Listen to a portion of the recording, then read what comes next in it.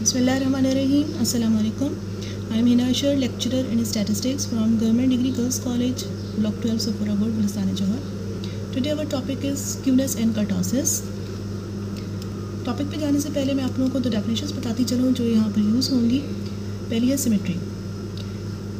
Symmetry means that one shape becomes exactly like another when you move it in same way, turn, flip or slide. Symmetry का मतलब ये होता है कि जो भी शेप हमने ड्रॉ किया है या जो कर्व हमने ड्रॉ किया है, अगर हम उसको मूव कर दें, टर्न कर दें, स्लाइड कर दें, तो बिल्कुल वैसा ही हमारे पास इमेज आ जाता है. ठीक है. और स्क्यूड का मतलब है if curve is shifted to the left और to the right it is said to be skewed. कि जो भी हमने कर्व या शेप बनाई है, अगर वो लेफ्ट साइड पे या राइट साइड पे मूव कर गया है, यानी कि उसकी टेल लेफ्ट या राइट साइड पर आ गई है, बिल्कुल सेम शेप नहीं आई है, तो वो हमारे पास कहलाता है skewed. Now what is skewness? In statistics, skewness is usually described as a measure of data sets, symmetry or lack of symmetry. In other words, skewness tells whether the dispersal of items from an average is symmetrical or not. ठीक है. तो skewness से हमें पता चलता है कि हमने जो डाटा लिया है क्या वो सिमेट्रिकल है या नहीं है, यानी कि अगर हम उसकी शेप बनाएं तो क्या वो सिमेट्रिकल होगी या नहीं होगी, यानी कि हम उस शेप को अगर टर्न करें तो बिल्कुल वैसी ही शेप आएगी या नहीं आएगी. और हम ये भी कह सकते हैं कि जो हम एवरेज लेते हैं, जैसे मीन, मीडियन, मॉड, जो भी हम एवरेज निकालते हैं, तो उससे जो हमारे पास वैल्यूज़ हैं वो कितनी डिस्पर्स हुई हुई हैं, किस तरफ फैली हुई है ज़्यादा, क्या दोनों तरफ सिमेट्रिकल है उस एवरेज के, या किसी राइट साइड पर जाता है या लेफ़्ट साइड पर जाता है. तो ये चीज़ हमें पता चलती है स्क्यूनेस से. तो बेसिकली हम कह सकते हैं कि स्क्यूनेस हमें शेप ऑफ द डिस्ट्रीब्यूशन बताता है कि हमारे पास शेप किस तरीके से होगी, आया वो सिमेट्रिकल होगी या वो स्क्यूड होगी. आपके सामने 3 तरह के ग्राफ बने हुए हैं.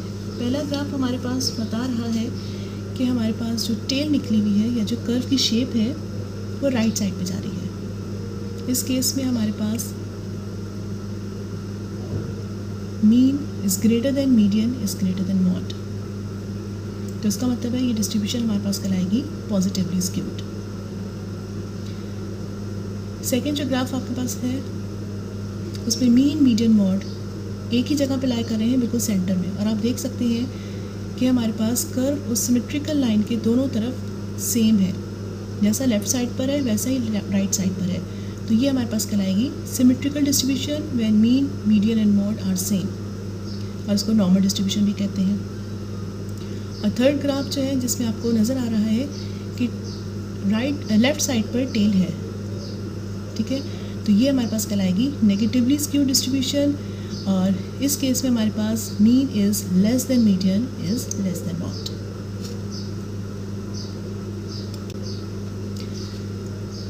Measures of skewness. Skewness measure करने के लिए बहुत सारे फार्मूलाज यूज़ होते हैं. सबसे पहला है हमारे पास Pearson's first coefficient of skewness which is equals to mean minus median upon standard deviation. Second Pearson second coefficient of skewness which is equals to 3 bracket mean minus median upon standard deviation. Third है Bowley's quartile coefficient of skewness which is equals to Q1 plus Q3 minus 2Q2 upon Q3 minus Q1. ये Q1, Q2, Q3 हमारे पास quartiles हैं.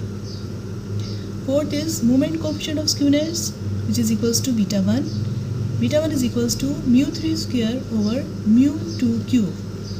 μ3 और μ2 हमारे पास centre moments हैं. Third centre moment है μ3 और μ2 हमारे पास सेकंड सेंटर मोमेंट है. तो ये फार्मूलाज यूज़ होते हैं स्क्यूनेस को निकालने के लिए. इनके जो रिजल्ट्स आते हैं उससे हमें कैसे पता चलता है कि स्क्यूनेस है या नहीं है. तो as a general rule of thumb, skewness is negative if major shows negative result. इनमें से किसी का भी रिजल्ट अगर नेगेटिव आ जाता है तो means skewness is negative, negatively skewed distribution है. इसी तरह से skewness is positive if measure shows positive result. No skewness या data is symmetrical if measure shows a zero value.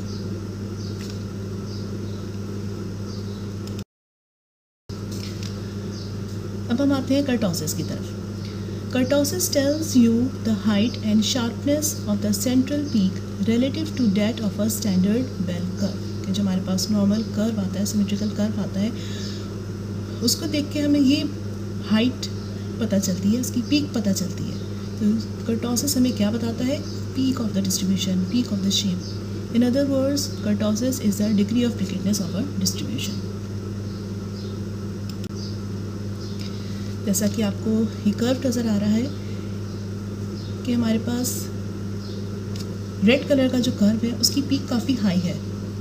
तो अगर किसी भी कर्व की हाई पीक होगी तो वो कहलाएगा लेप्टोकर्टिक. सेकंड, ग्रीन आपको जो कर्व नज़र आ रहा है वो सिमेट्रिकल और बिल्कुल नॉर्मल है. फ्लैट, ना ज़्यादा फ्लैट है ना ज़्यादा हाई है, नॉर्मल है. तो ये हमारे पास कहलाएगा मीजोकर्टिक. और थर्ड जो आप लोगों को ब्लू नज़र आ रहा है, फ्लैट पीक है इसकी या लो पीक है इसकी, तो वो हमारे पास कहलाएगा प्लेटिकर्टिक. तो ये 3 फॉर्म्स होती हैं कर्टोसिस की: leptokurtic, mesokurtic, platykurtic. Measure of kurtosis. Kurtosis measure करने के लिए हमारे पास कोफिशिएंट यूज़ होता है बीटा 2.